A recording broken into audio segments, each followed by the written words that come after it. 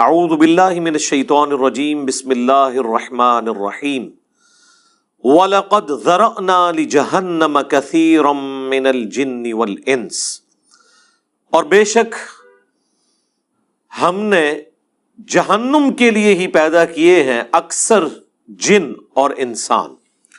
اللہم لا تجعلنا منہم، اللہم اجرنا من النار۔ اس کی ریزن کیا ہے وہ تو آگے اسی آیت میں بیان ہوگی، لیکن یہ بہت الارمنگ سچویشن ہے اور پریکٹیکلی ہمیں نظر بھی آ رہا ہے کہ اکثریت جہنم کے لیے پیدا ہوئی ہے۔ اس وقت بھی جو اہل توحید ہیں دنیا میں، اوورآل اگر دنیا کی آبادی دیکھی جائے تو اس میں بہت کم ہے، پھر وہ اہل توحید سو کالڈ مسلمان، ان میں سے بھی جو پیور توحید والے لوگ ہیں بہت ہی کم ہیں۔ تو پریکٹیکلی ہمیں نظر آ رہا ہے کہ اکثریت جہنم کی طرف جا رہی ہے، یعنی یہ قرآن کی وہ سچائی ہے جو ہمیں دنیا میں نظر آ رہی ہے۔ لیکن یہ بڑی الارمنگ سچویشن ہے۔ دنیا میں اگر یہ اناؤنسمنٹ کی جائے 100 کے مجمع میں کہ میں ایک گولی چلاؤں گا جسے بھی لگ جائے، کوئی شخص یہ نہیں کہے گا کہ ایک ہی گولی ہے کون سی مجھے لگنی ہے، 100 بندے ہیں تھوڑے اور سارے دوڑ لگا دیں گے، کیونکہ خطرہ ہے نا۔ اور یہاں پہ اللہ تعالیٰ فرما رہا ہے کہ جنوں اور انسانوں کی اکثریت جہنم کے لیے پیدا ہوئی ہے، لیکن کوئی اسے سیریس لینے کے لیے تیار ہی نہیں ہے۔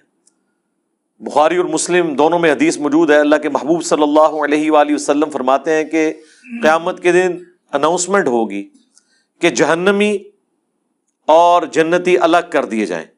یہ حضرت آدم علیہ السلام کی ڈیوٹی لگائی جائے گی، کیونکہ وہ جد امجد ہیں سب کے۔ تو پوچھیں گے یا اللہ کتنے جہنمی اور کتنے جنتی؟ تو اللہ تعالیٰ فرمائے گا ہر 1000 میں 999 دوزخ میں جانے والے اور صرف ایک جنتی۔ اور یہ وہ وقت ہوگا کہ جب لوگ غم کے مارے بوڑھے ہو جائیں گے۔ سورہ المزمل میں بھی ذکر موجود ہے کہ قیامت کا دن وہ ہے کہ جو بچوں کو بھی بوڑھا کر دے گا غم کے مارے۔ حتیٰ کہ سورۃ الحج میں ہے کہ اس دن تم دیکھو گے کہ دودھ پلانے والی اپنے شیرخوار کو بھول جائے گی، اور لوگ اس طرح نظر آئیں گے گویا کہ نشے کی حالت میں ہیں۔ وہ نشے کی حالت میں نہیں ہوں گے بلکہ اللہ کا عذاب بڑا شدید ہوگا۔ بخاری مسلم دونوں میں حدیث ہے، اللہ کے نبی علیہ السلام حکم فرمایا کرتے تھے کہ تشہد میں 4 چیزوں کے اگینسٹ اللہ کی پناہ طلب کرو۔ اللہم انی اعوذ بک من عذاب جہنم، پہلی چیز جہنم، ومن عذاب القبر، ومن فتنۃ المحیا والممات، ومن شر فتنۃ المسیح الدجال۔ جہنم کے اگینسٹ، قبر کے عذاب کے اگینسٹ، زندگی اور موت کی آزمائشوں کے اگینسٹ، اور دجال کے اس بڑے فتنے کے اگینسٹ اللہ کی پناہ طلب کرو۔ سنن ابی داؤد میں حدیث ہے جو فجر کی نماز کے بعد اور مغرب کی نماز کے بعد بغیر کسی سے گفتگو کیے ہوئے 7 دفعہ پڑھ لے اللہم اجرنی من النار، یا جمع کے صیغے سے اللہم اجرنا من النار، اے اللہ ہمیں بچا لے جہنم کی آگ سے، تو اللہ تعالیٰ ایسے شخص کو جہنم کی آگ سے محفوظ کرے گا۔ اللہم اجعلنا منہم مع النبیین والصدیقین والشہداء والصالحین، اللہم انا نسألک جنت الفردوس مع النبیین والصدیقین والشہداء والصالحین، آمین۔ تو یہ بڑا سینسٹیو ایشو ہے، تو پارہ نمبر 30 جب آئے گا تو آپ دیکھیں وہ تو سارے کا سارا سینٹرڈ اراؤنڈ قیامت کا دن اور آخرت کی سختیوں کے۔ بہرحال یہ اللہ تعالیٰ کی شفقت بھی ہے انسانیت کے لیے کہ آخرت میں جو رزلٹ نکلنے والا ہے وہ پہلے ہی بتا دیا ہے کہ بھائی اکثریت کے ساتھ یہ حال ہونے والا ہے، تو اپنا قبلہ درست کر لو۔ اس کا رزلٹ یہ نہیں نکالنا کہ چونکہ اکثریت نے جانا ہے لہذا محنت کرنے کی ضرورت نہیں ہے، ان سے بچنا ہی کوئی نہیں۔ آپ کئی لوگوں کو سنتے ہوں گے وہ کہتے ہیں کہ جی مجھے تو اللہ تعالیٰ نے چھوڑنا ہی نہیں قیامت کے دن، میں کم ہی ایسے پیڑے کیتے نے۔ اس طرح کے جملے کبھی بھی نہیں بولنے چاہیے۔ بخاری اور مسلم دونوں میں حدیث ہے، اللہ کے نبی علیہ السلام نے فرمایا کہ اللہ تعالیٰ فرماتا ہے میں اپنے بندے کے گمان کے قریب ہوں جس طرح میرے بارے میں گمان کرتا ہے۔ یعنی اگر آپ اللہ کے بارے میں اس طرح کا نیگیٹو گمان کریں گے تو اینڈ رزلٹ یہی نکلے گا، اور اگر اللہ کے بارے میں پازیٹیو گمان کریں گے اور اس کے لیے ایفرٹ پٹ کریں گے تو رزلٹ پازیٹیو ہوگا۔ یعنی صرف گمان سے بھی کچھ نہیں اور صرف ایفرٹ پٹ کرنے سے بھی کچھ نہیں ہے. گمان بھی اچھا رکھنا ہے. اللہ کی رحمت اللہ سے مانگنی ہے. بخاری مسلم دونوں میں حدیث ہے, کوئی شخص محض اپنے اعمال کی بنیاد کے اوپر جنت میں داخل نہیں ہو سکے گا. صحابہ نے جرأت کر کے پوچھا, اے اللہ کے نبی کیا آپ بھی؟ ہائے ہائے, اس کائنات میں سب سے بہتر اعمال جس شخصیت کے ہو سکتے ہیں وہ تو رسول اللہ کی ذات ہے صلی اللہ علیہ وآلہ وسلم. تو آپ نے اس کو کیسے ارشاد فرمایا؟ آپ نے فرمایا ہاں میں بھی جب تک میرے رب کی رحمت مجھے ڈھانپ نہ لے میں بھی صرف اپنے اعمال کی بنیاد پہ جنت میں داخل نہیں ہو سکتا. تو میرے بھائی اگر یہ نبی کا حال ہے, یہ نبی کی سچویشن ہے, یہ نبی کا سٹیٹس ہے, تو بابے شاہی کوئی نہیں. اب مجھے بتائیں وہ بابے جو یہ کلیم کرتے ہیں کہ ہم اپنے ساتھ آپ کو بھی لے جائیں گے, کتھے؟ ہاں جتھے آپ جان گے. کوئی کسی کو نہیں لے کے جا سکتا جب تک کہ اس کا اپنا قبلہ درست نہ ہو. ہاں اپنا قبلہ درست تھا, تھوڑی بہت کمزوریاں ہوئیں, کوئی رعایتی نمبر چاہیے, کوئی شفاعت چاہیے, اللہ تعالیٰ ڈیوٹی لگا دے گا. وہ بخاری مسلم میں حدیث ہے کہ انبیاء بھی سفارش کریں گے, فرشتے بھی کریں گے, اللہ کے نیک بندے بھی کریں گے. اس سے کسی کو انکار نہیں ہے. لیکن یہ نہیں ہو سکتا کہ آپ دیدہ دلیری کی زندگی گزاریں اور پھر شفاعت کے امیدوار ہو جائیں. Not at all. بخاری مسلم دونوں میں حدیث ہے, جب سورہ الشعراء کی یہ آیت نازل ہوئی کہ اے نبی اپنے قریبی رشتہ داروں کو آخرت کا ڈر سنائیں, تو نبی علیہ السلام اپنے رشتہ داروں کے پاس گئے, اپنے چچا کے پاس آئے اور فرمایا اے نبی کے چچا عباس, میرے مال سے جو لینا ہے وہ لے لے, اگر اللہ نے تجھے پکڑ لیا تو میں اللہ کے حضور تیرے کچھ کام نہیں آؤں گا. اے نبی کی پھپھی صفیہ, میرے مال سے جو کچھ لینا ہے وہ لے لے, اگر اللہ نے تجھے قیامت کے دن پکڑ لیا میں تیرے کچھ کام نہیں آؤں گا. اے نبی کی بیٹی فاطمہ, میرے مال سے جو کچھ لینا ہے وہ لے لے, اگر قیامت کے دن تو پکڑی گئی تو میں تیرے کچھ کام نہیں آؤں گا. اگر یہ سیدہ فاطمہ کا سٹیٹس ہے تو باقی تو شاہی کوئی نہیں. یہ کہنا کہ جی ہمارا مرید کوئی ہو گیا تو ہم جنت میں اس وقت تک نہیں جائیں گے. ہاں اس کے وائس ورثہ ہو سکتا ہے کہ کوئی شخص یہ کہ میں جہنم میں اس وقت تک نہیں جاؤں گا جب اپنے ساتھ کے کو بھی نہ لے جاؤں, وہ اللہ تعالیٰ یہ خواہش ضرور پوری کرے گا. گروہ در گروہ انہیں جہنم میں ہانکا جائے گا اپنے بزرگوں اور فالورز کے ساتھ, وہ تو ٹھیک ہے. وہ تو سورۃ الاعراف میں ہے کہ جب کبھی کوئی امت جہنم میں داخل کی جائے گی وہ اپنے بزرگوں پہ لعنت بھیجے گی اور کہے گی اے اللہ ہمارے بزرگوں کو دگنا عذاب دے کہ جن کی وجہ سے ہم جہنم میں گئے. تو اللہ تعالیٰ فرمائے گا کہ سب کے لیے دگنا ہے, تم بھی تو اپنے بعد میں آنے والے لوگوں کے لیے پیشوا بنے تھے نا, یہ جو تمہارے اکابرین تھے تم بھی تو آنے والوں کے اکابرین تھے نا. سورۃ الاحزاب میں بھی آیا اے اللہ ہمارے بزرگوں نے ہمارے بڑوں نے ہمیں گمراہ کر دیا, انہیں دگنا عذاب دے. سورہ حمیمہ سجدہ میں آیا اے اللہ جن اور انسانوں میں سے وہ بزرگ بابے ہمارے حوالے کر جن کے پیچھے لگ کے ہم گمراہ ہوئے, ہم انہیں اپنے پاؤں کے نیچے روندیں گے. آج جس طرح ان کے پاؤں کے تلوے چاٹتے تھے نا دنیا میں, اب ہم انہیں اپنے پاؤں کے نیچے روندیں گے کہ انہوں نے ہماری آخرت برباد کر دی. یہ بڑا سینسٹیو ایشو ہے. جب اتنا خطرناک نہیں بلکہ خطرے ناک مسئلہ ہو پھر اس کی سینسیوٹی کے پوائنٹ آف ویو سے اسے اتنے شد و مت کے ساتھ بیان کرنا چاہیے. یہ میٹھی میٹھی باتیں کرنے سے آپ کو آخرت کے بارے میں کبھی بھی آئیڈیا نہیں ہوگا کہ انسان کتنے بڑے خطرے سے دو چار ہونے والا ہے. یعنی جب اللہ تعالیٰ فرما رہا ہے کہ اس دن خاوند اپنی بیوی کو, بیوی اپنے خاوند کو, بہن بھائی ایک دوسرے کو, ماں باپ اولاد کو, اولاد ماں باپ کو بھول جائے گی, تو مجھے بتائیں اس صورتحال کے اندر کوئی شخص کسی کی جنت کی گارنٹی کیسے لے سکتا ہے؟ اسے تو اپنی فکر لگی ہوئی ہوگی. اچھا دوسری طرف یہ دیکھیں کتنے دیدہ دلیر ہیں کہ بخاری مسلم میں حدیث ہے قیامت والے دن ہر نبی کہے گا نفسی نفسی, آج مجھے اپنی جان کی فکر ہے. آدم علیہ السلام کی جو غلطی معاف ہو چکی وہ اس کو یاد کریں گے. ابراہیم علیہ السلام اپنی اجتہادی خطا کو یاد کریں گے, موسیٰ علیہ السلام اپنی اجتہادی خطا کو یاد کریں گے. ہاں عیسیٰ ابن مریم کہیں گے کہ تم محمد رسول اللہ کے پاس جاؤ, اللہ تعالیٰ نے ان کی اگلی اور پچھلی ساری اجتہادی غلطیاں جو گناہ نہیں تھے وہ معاف فرما دیے، اور نبی علیہ السلام کے ہاتھوں پہ شفاعت کا دروازہ کھلے گا۔ آپ کے علاوہ، آپ کے سوا تمام پیغمبر نفسی نفسی کر رہے ہوں گے، تو اس صورتحال میں یہ کہنا کہ میرا بابا مجھے بچا کے نکال لے گا، تو تیرا بابا بڑا ہے یا اللہ کا پیغمبر بڑا ہے؟ سوچنے والی بات ہے، کتنی بڑی یہ توہین کر رہے ہیں، کتنی بڑی توہین کر رہے ہیں پیغمبروں کی۔ یہ اپنے بابوں کو پیغمبروں سے بڑا سمجھتے ہیں۔ انبیاء تو کریں کہ یا اللہ ہمیں اپنی جان کی فکر ہے، اور بابے کہیں کہ میں نے اس وقت تک جنت میں نہیں داخل ہونا جب تک کہ اپنے سارے مرید نہ لے جاؤں۔ یہ کہیں عقل میں بیٹھتی ہے؟ اسی لیے یہ بالکل ٹھیک کہتے ہیں کہ قرآن و حدیث ڈائریکٹ نہیں پڑھنا، گمراہ ہو جاؤ گے، کیونکہ جس سے وہ ہدایت بنائے بیٹھے ہیں وہ تو ہے گمراہی، اور جو اصل ہدایت ہے اس کو وہ گمراہی کہتے ہیں۔ یعنی جب وہ آپ کو کہہ رہے ہیں نا گمراہ ہو جاؤ گے، مطلب آپ ہدایت پہ آ جاؤ گے، کیونکہ گیئر ان کا الٹا لگا ہوا ہے نا۔ سورۃ الاعراف میں آیا ہے کہ جو حق سے اناد کرتے ہیں نا ان کی یہ حالت ہو جاتی ہے کہ جب وہ گمراہی کا راستہ دیکھتے ہیں اسے اڈاپٹ کر لیتے ہیں، اور جب ہدایت کا راستہ دیکھتے ہیں اس سے روگردانی کرتے ہیں، کیونکہ وہ اسے سمجھ رہے ہوتے ہیں کہ یہ گمراہی کا راستہ ہے۔ جو اللہ تعالیٰ نے فرمایا کہ شیطان نے ان کے برے اعمال ان کی نظروں میں سنوار دیے۔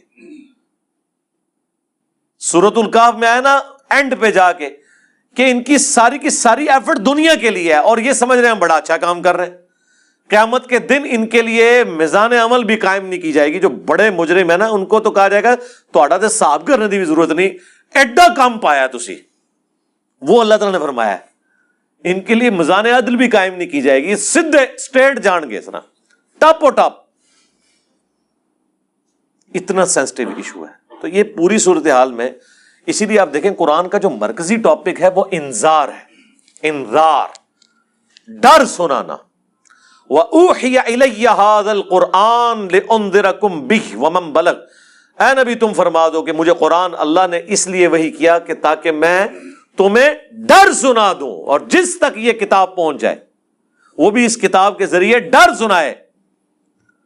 اور یہاں پہ ہمارے ایک مولانا صاحب کہتے ہیں کہ جی اس طرح کے واعظین جو ہیں وہ انہوں نے لوگوں سے ان کا رب چھین لیا ہے۔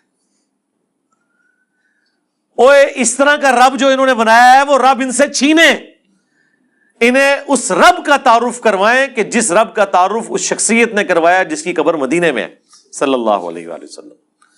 امام غزالی نے احیاء العلوم میں مکاشفۃ القلوب کیمیاء سعادت کے اندر یہاں تک لکھا ہے کہ ایسے علماء واجب القتل ہیں جو رحمت کی آیات پڑھ پڑھ کے لوگوں کو اللہ تعالی سے بے خوف کر رہے ہیں۔ کیا وہ ہمیں یہ بتانا چاہتے ہیں کہ قرآن کی دھمکیاں جھوٹ ہیں؟ کیا وہ ہمیں یہ بتانا چاہتے ہیں کہ انبیاء جو قبر و آخرت کا ڈر سنا کے گئے، عذابات بتا کے گئے، وہ ہم سے ٹھٹا اور مذاق کرتے رہے ہیں، اور خدا کا تعارف وہ ہے جو یہ ہمیں کروائیں گے؟ او جی کوئی ماں اپنے بچے کو جہنم میں پھینک سکتی ہے تو اللہ کیسے پھینکے گا؟ ہائے ہائے ہائے ہائے ہائے، God is all living. Christians بھی یہی کہتے ہیں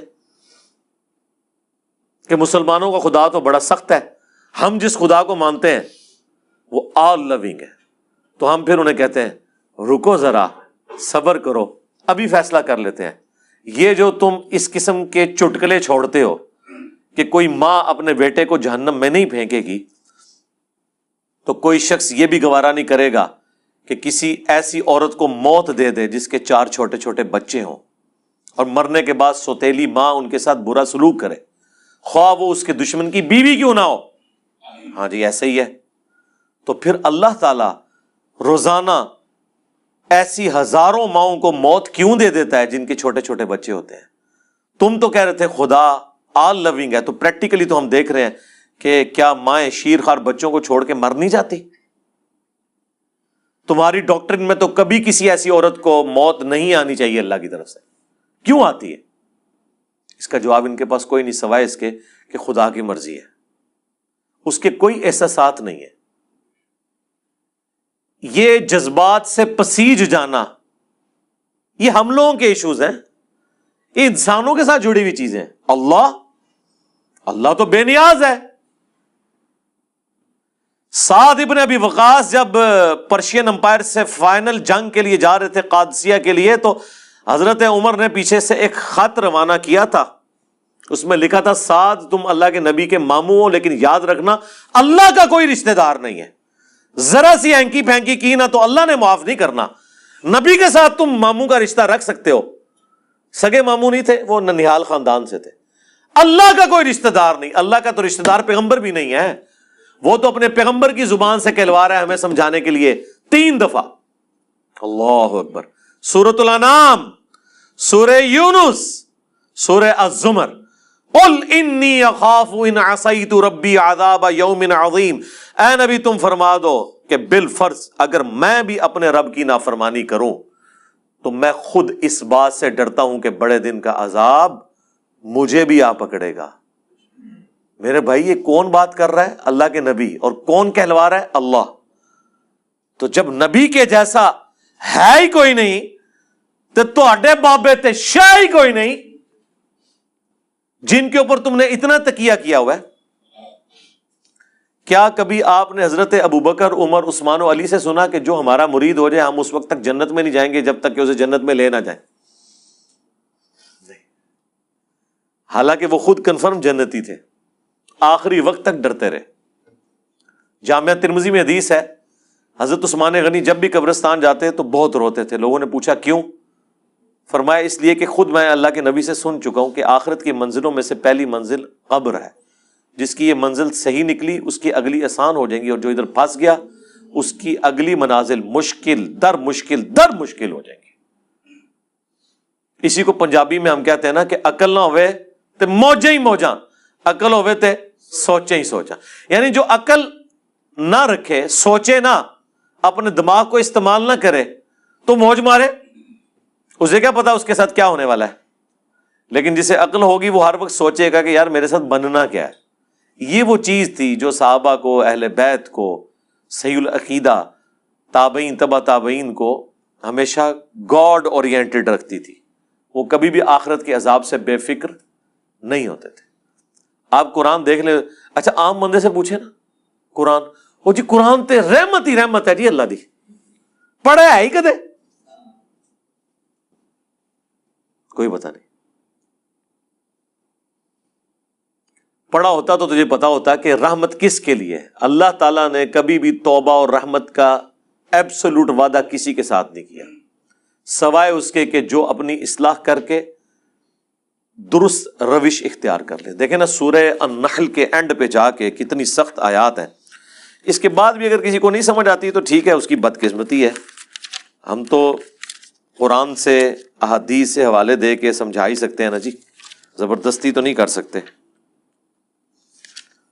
اللہ تعالیٰ فرماتا ہے ثم ان ربک للذین عملوا السوء بجہالہ، سورہ النحل آیت نمبر 119۔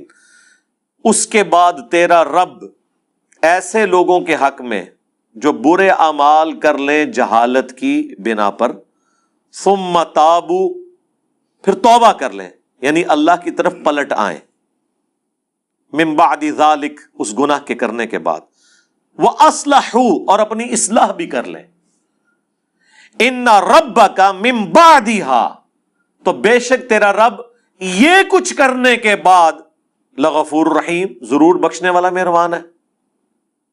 یعنی بخشنے والا مہربان کس صورت میں ہے؟ جب کوئی شخص توبہ کرے، توبہ کرنے کے بعد اپنی اصلاح کر لے تو اللہ تعالیٰ معاف کرے گا۔ لیکن آپ کو ہمیشہ آدھی پکچر بتائی جاتی ہے۔ اسی طریقے سے سورۃ الحجر میں ایک بڑی ڈسائسو آیت ہے، دیکھیں جی قرآن، پھر ہم اسی لیے تو کہتے ہیں نا کہ پھر قرآن کا خدا جو ہے پھر کوئی اور ہے، نعوذ باللہ من ذالک۔ یعنی ان لوگوں نے جو اللہ تعالیٰ کا ایک تعارف کروایا نا ایک بوڑھی نانی اماں کا، اور جی 70 ماؤں سے زیادہ، ہاں جی ابو جہل نال بھی، ہاں جس نے سیدنا یاسر اور سمیہ کو ظالمانہ طور پہ قتل کر دیا، اس سے بھی 70 ماؤں سے زیادہ۔ کن کہانیوں میں پھر رہے ہیں؟ اللہ تعالیٰ اپنے جذبات سے نہیں پسیجتا، نہ اس کے ہمارے طرح کے جذبات یا احساسات ہیں۔ اللہ تعالیٰ اپنے نیک بندوں کے حق میں محبت فرمانے والا ہے۔ باغیوں کے لیے صرف اس کی رحمت اتنی ہے کہ وہ ڈھیل دے دیتا ہے کہ میری طرف پلٹ آؤ، لیکن جب وہ پکڑ لے گا نا پھر زمین و آسمان کی ساری مخلوقات مل کے چھڑا نہیں سکتی کسی کو. یہ بالکل بات واضح ہے. تو یہ سورۃ الحجر کی آیت نمبر ہے 50. نبئ عبادی انی انا الغفور الرحیم، اے میرے نبی خبر دے دو میرے بندوں کو کہ بے شک میں ضرور بخشنے والا مہربان ہوں. وَأَنَّ عَذَابِي، اور یہ بھی خبر ساتھ سنا دو کہ میرا جو عذاب ہے هُوَ الْعَذَابُ الْعَلِيمُ، وہ بہت ہی دردناک عذاب ہے. آدھی پکچر نہیں پیش کرنی، پوری.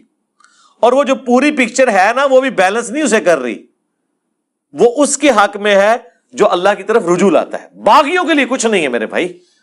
اور جی بخاری مسلم میں حدیث ہے، اللہ تعالیٰ نے مخلوقات کی پیدائش سے پہلے عرش پہ اپنے پاس ایک عبارت لکھ لی تھی کہ میری رحمت میرے غضب پر بھاری ہوگی. جی بالکل لکھی ہوئی ہے. اس کا یہ مطلب ہے کہ کام چوک کے رکھو تو رحمت اپنا کام کر لے گی؟ نہیں. اس کا مطلب یہ ہے کہ انسان اپنی کمزوریوں کی وجہ سے کسی خاص حد تک کی معاملات کو سدھار سکتا ہے، باقی چیزوں کی کمپنسیشن رحمت سے ہوگی. جس طرح بخاری مسلم میں ایک حدیث ہے جسے لوگ مس کوٹ بھی کرتے ہیں کہ اگر تم گناہ کرنا چھوڑ دو گے تو اللہ تعالیٰ ایسی مخلوقات کو پیدا کرے گا تمہیں ختم کر کے جو گناہ کریں گے اور اللہ سے معافی مانگیں گے، اور اللہ تعالیٰ انہیں معاف کر کے خوشی محسوس کرے گا. لیکن معافی جو ہے وہ پاکستان والی معافی نہیں ہے. وہ معافی آپ سن چکے ہیں کہ معافی مانگے اپنی اصلاح کر لے، پھر کہیں وضو ٹوٹ گیا خیر ہے. باغی نہ ہو. بغاوت اور چیز ہے. بغاوت یہ ہے کہ بالکل کوئی پرواہ نہیں ہے، اور معافی اس کے لیے. اچھا یہ جو جتنی معافی کی رحمت کی آیات ہے نا، یہ ان مجرمین کے لیے نہیں ہے جو بغاوت پہ اترے ہوئے، یہ ان کے لیے ہیں جو اللہ کے راستے پہ چل رہے ہیں کہ وہ کہیں پر مایوس نہ ہو جائیں. جس سورہ الزمر میں ہے نا، لا تقنطوا من رحمت اللہ.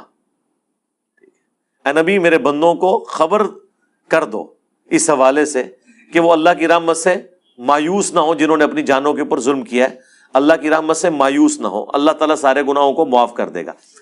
یہ وہ بندے ہیں جو واقعی یہ کیئر کرتے ہیں یار ساڈا کے بڑھنا ہے، ان کے لیے ساری تسلی ہے. باغیوں کے لیے کچھ بھی نہیں ہے. جس کو کبھی اللہ کا خیال ہی نہیں آیا، جس نے اللہ کو سیریس نہیں لیا، اس کے لیے کوئی رحمت کی آیات نہیں ہے. وہ آیت یہ ہے پھر اس کے لیے وَلَقَدْ ذَرَأْنَا لِجَهَنَّمَ كَثِيرًا مِّنَ الْجِنِّ وَالْإِنسِ. وہ جہنم کے لیے پیدا ہوئے ہیں اکثریت. اچھا میرے بھائی جب اکثریت جہنم کے لیے پیدا ہوئی ہے تو پھر جنت میں جانے کا سرٹیفکیٹ دنیا کی سب سے مشکل ترین ڈگری ہونی چاہیے. یہ ہے کہ نہیں؟ جب اکثریت جہنم میں جا رہی ہے، ہر 1000 میں سے 999 جہنم میں جا رہے ہیں، لیکن کیس ہمیں الٹ نظر آ رہا ہے. لوگ تو یہ سمجھ رہے ہیں جنت میں جانا تو جو کچھ بھی ہے تیرے محبوب کی امت سے. تو اس کا ٹیسٹ پاس کرنا بھی اتنا مشکل ہے، کیونکہ انعام اتنا بڑا ملنے والا ہے، ہمیشہ کی جنت، کبھی موت نہیں. اور سب سے ادنا جو جنتی ہے نا، جو سب سے آخر میں جنت میں جائے گا جہنم سے نکال کے، یعنی جو اپنے گناہوں کا عذاب لاکھوں سال بھگت کے صفائی کروانے کے بعد، اپنی سارے گناہ معاف کروانے کے بعد آخری بندہ جہنم سے نکالا جائے گا، اسے بھی اس پلانٹ ارتھ سے 10 گنا بڑی جنت ملے گی. 10 زمینیں 40,000 کلومیٹر کے سرکمفرنس کی. آپ پوچھ رہے ہوتے ہیں اتنے سیارے کیوں نے؟ 10.5 ہیں انشاءاللہ. ٹھیک ہے جی. جو آخر میں جائے گا اس کا یہ حال ہے، اور جو بغیر حساب و کتاب کے جائے گا، یا جو نیکیاں بھاری ہونے کی وجہ سے حساب و کتاب سرسری حساب کے بعد چلا جائے گا، اس کے جنت کا کوئی امیجن کر سکتا ہے کس بڑے لیول کی؟ پھر اس سے بڑی بات یہ ہے کہ موت نہیں آنی، بڑھاپا نہیں آنا، پریشانی نہیں آنی، اور جو چاہیں گے وہ ملے گا. تو مجھے بتائیں، جب یہ تو آپ سمجھ لیں آلموسٹ اللہ تعالیٰ نے خالق اور مخلوق کا ہی فرق رکھا ہوا ہے، ذاتی عطائی کا فرق رکھا ہوا ہے، باقی اللہ تعالیٰ نے آپ کو شیئر کر دی ہے وہ چیز جو آپ کے اندر چھپی ہوئی خواہش ہے، جس کی وجہ سے انسان دعوی خدائی کرتا ہے. ہر بندے کے اندر ایک خدا ہے چھپا ہوا، تبھی تو فرعون نے خدائی کا دعویٰ کیا. حکمران اپنے آپ کو خدا کہتے نہیں، لیکن وہ اپنے آپ کو الٹیمیٹ سمجھتے ہیں دنیا میں. یہ خواہش جنت میں پوری کر دے گا اللہ تعالیٰ، لیکن پہلے جو ہے نا وہ پدی نکلوائے گا دنیا میں. اس کے بعد آپ کو اہل کرے گا. جب جنت میں جانے والے 0.00001% ہیں، شاید آپ زیرو بھی اس کے انفینٹی لگاتے رہے اتنی بڑی آبادی کے اندر، تو پھر اس کا ٹیسٹ بھی اتنا ہی مشکل ہے. اس کو اب ذرا تھوڑا الٹ کر کے دیکھ لیں کہ اگر اللہ تعالیٰ کے لیے یہ ایشو اتنا سینسٹیو ہے تو پھر یہ یاد رکھیں سزا پھر یہی ہوگی کہ اگر کسی نے 50-60 سال کا شرک کیا تو جہنم میں بھی پھر ہمیشہ کے لیے جائے گا، کیونکہ شرک اتنا بڑا گناہ ہے کہ اگر شرک نہیں کیا اور اوبیڈینٹ ہے تو ہمیشہ کی جنت مل رہی ہے. تو اس کا وائس ورثہ یہ ہے کہ اللہ کے نزدیک شرک اتنا بڑا جرم ہے کہ پھر 60 سال کی عیاشی کے عوض جہنم بھی پھر ہمیشہ کی ہے اس کے لیے، والعیاذ باللہ تعالیٰ. یہ اکثر لوگ پوچھ رہے ہوتے ہیں نا جی یہ کون سا انصاف ہے. کبھی کسی نے یہ نہیں پوچھا کہ یہ کون سا انصاف ہے کہ 50-60 سال کی زندگی دے کے آخرت کی ہمیشہ کی زندگی مل رہی ہے. یہ بے انصافی نہیں آپ کو نظر آ رہی؟ نہیں، وہ تو آپ پریویلیج لے رہے ہیں نا.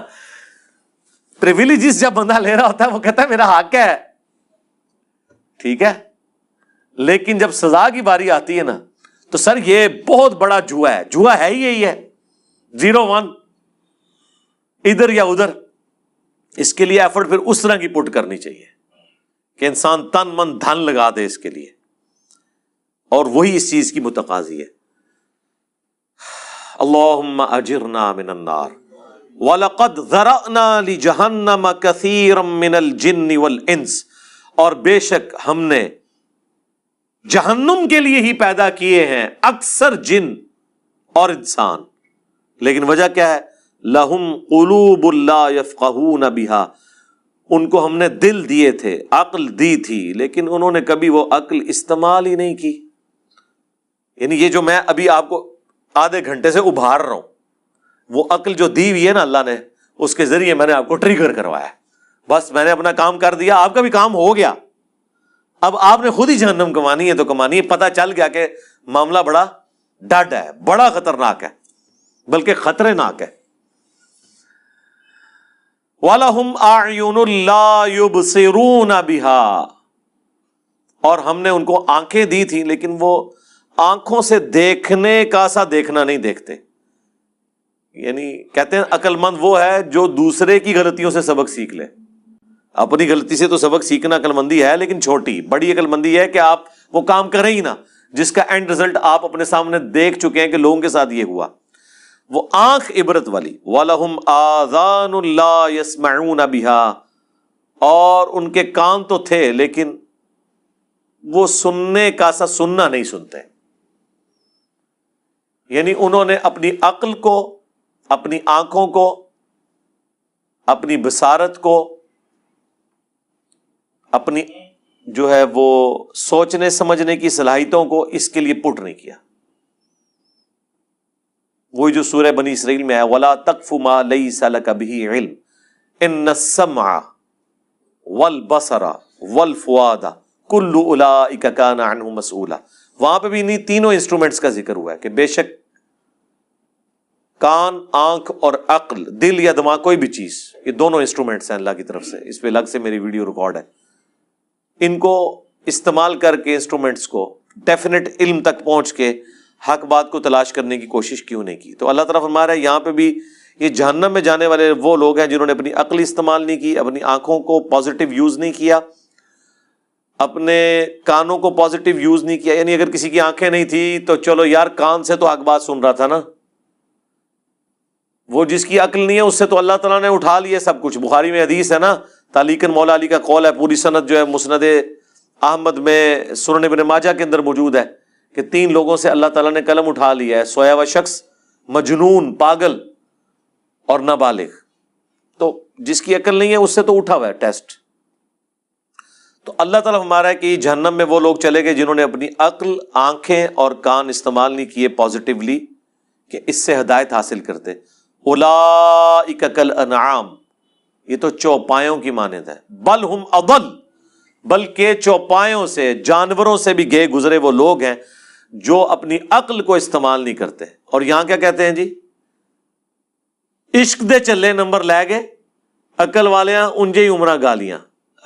عقل والے جو ہیں وہ ناکام ہو گئے، عشق والے نمبر لے گئے.